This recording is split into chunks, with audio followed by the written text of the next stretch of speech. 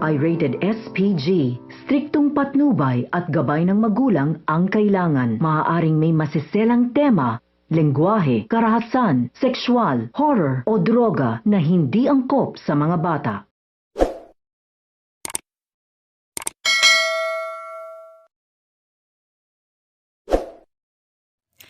Ngayong Biyernes sa House of Lies, natrace na nga ni Paulo ang kinaroroonan ni na Martz at Rina.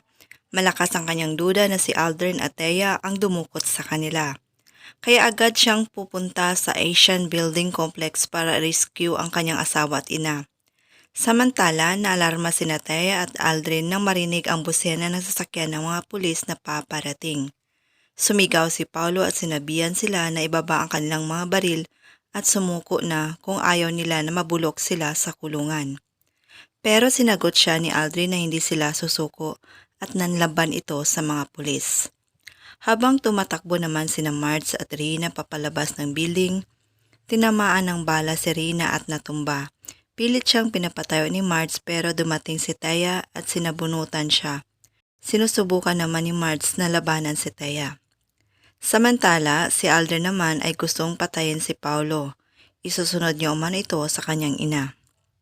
Maya-maya, sumabog na ang building complex. Makakaligtas pa kaya sina Martz at Paulo?